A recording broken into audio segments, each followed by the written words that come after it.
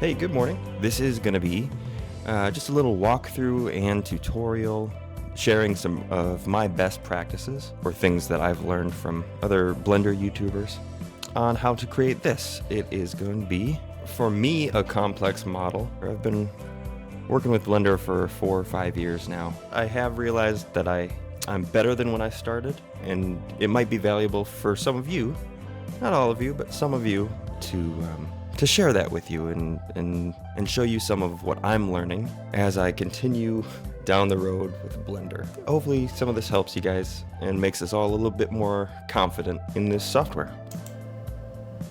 Snowspeeder. So I am gonna do, from scratch again, a walkthrough on my little snowspeeder here, and along the way hopefully provide you some insight on how to get to something from, basically nothing. I know when I open up a Blender file, it seems a little daunting and a little scary. What is my next step? How do I break this project down? How do I get from a couple planes to something that, maybe I can believe that this is a ship. When really it's just a bunch of vertices and a bunch of faces. We'll get started. Close this one down. I think first what you really need is the highest quality model sheet that you can find. Model sheets basically are schematics or plans of the thing that you want to make. And they're going to be rendered as orthographic. Without perspective, they're going to be just totally flat, straight on, top, bottom, side, front, back views like that. You're going to want to bring them in as reference images. You're going to want to bring it in aligned to view. But first you're going to want to have set up your first view. X is sideways, Y is front to back, Z is up and down for me right now. Only because I like to be able to access my front view by pressing 1 on the keyboard number pad, side view by pressing 3, top view by pressing 7. That's just how I've set it up. So aligned to view, I've already set the view I want it aligned to, and I'll load that reference image. And there we go. So now I've got this reference image. I've got the default cube over here in the, this says object data properties, but basically your image properties. I think most important is to display only axis aligned and only from the front. If I control 1 and view from the back, I'm not going to have that image cluttering up my back image. Now, though, I do want to duplicate this and rotate on the z-axis 180. There we go. So now, by pressing 1, I view what will end up being the front of my model, and I don't see this one from the back. By pressing Control 1, I see what will be the back of my model, and I don't see this one from the front. Well, something I've learned from Dirk on YouTube, pressing Control when you're moving something lets you move it in increments, right? We all know this. But it is really handy when you want to move something. Just snap it right back into place. Let's start naming this reference back. By pressing M, we'll put them into a new collection. We'll call that collection reference. Press enter to confirm the name. Press enter to select OK. Up here in my filters, I really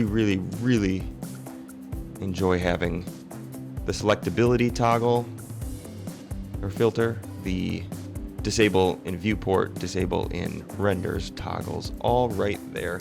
It allows for fast work. We have set it up the way we want it, only axis aligned.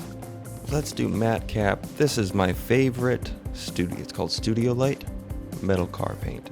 I love this one. I don't know, it's shiny, it reflects that light. This is just one that I've found I enjoy modeling with. That's all. There we go. Object gizmos. Move. Now, okay. Alt-Z so we can see what we're doing. So by pressing 1, I get to the view that I want, that I've selected as my front. We'll move this T-47 front view into place as best we can. This is going to be somewhat subjective. You just want high quality model sheets. And these are the best I can find for this T-47. So I'll start here with this guy. Side. This side here. From the back now. Control 1 from the back. Let's move this guy into some kind of place. It's not exact yet, but we're getting there. In our front view, I'm gonna say this is the height and the width of my model, and that's gonna help me line up my reference images in just 1 second. All right, shift to go in a smaller increment. Shift to move up in a smaller increment. These are going to be an extra model on the back, so I'm not counting it as part of my ship. All right, so basically there's our height, and now scale on the X to get our width. Let's just move the whole thing down just a bit to incorporate those wings. All right, so so we've started by using this front schematic as our key, the key to our width and our height. So now we can do our depth by pressing 3. We don't want to move our mesh up. We need to move our model sheet down, and here is where you can tell that the artist who drew up these schematics was really accurate, because that exactly matches our height from the front schematic. All right, so scale along, I think, what is it, the Y now for our depth. Scale along Y for depth. And we're gonna have to, so now we're picking, now we're picking the center of our model. I've probably already done some things wrong, but we definitely want to move back the sheet now, the model sheet, and not our mesh itself. So there we go. Move that slightly forward. And stretch this.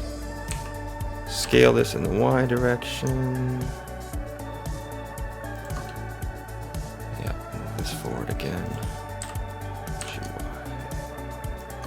There we go. And now let's just scale this again. Our back should be close, but it is not aligned. Let's align it. GZ to move it, but constrain it in our Z axis. That is fine. 7. Okay, we're getting close. We're getting close. Need to move this forward in the Y direction. Yeah, okay. The symmetry of this ship is actually going to come in pretty handy when we go to start modeling, because we only need to model one side. You all know it, it's the mirror modifier. It's a beautiful and wonderful thing. So now we do not want to be able to select those again. So I turn off selectability here, which is amazing. Okay, so this then is the start of our ship. Ugh, this is the worst part. Now we have to start. Imagine, like, close your eyes, hold out your hand, and wait for somebody to take your hand and lead you to God knows where. That's what this portion of the project is like, and I hate it. Okay, well, one thing we do know, we are going to be mirroring this. Tab into edit mode.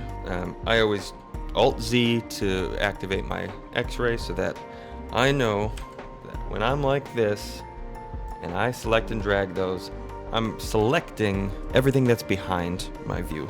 Before I do any of that, before I do anything, tab out, back into object mode, Shift A, add a plane, axes, empty. We should title this scene.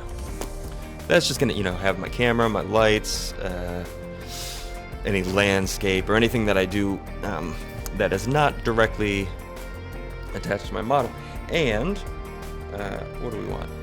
We're gonna put my model in a new collection called, we'll just call this ship.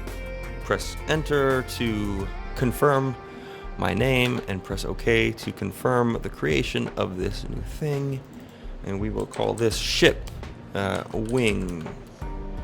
There we go. So now, separate from our reference collection, which we can hide. If we don't want to select it, we can do that.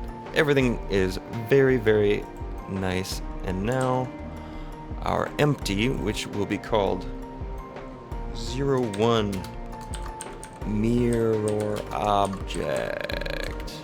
This is something I'm kind of discovering from my own pain and my own misery and my own work with the mirror modifier.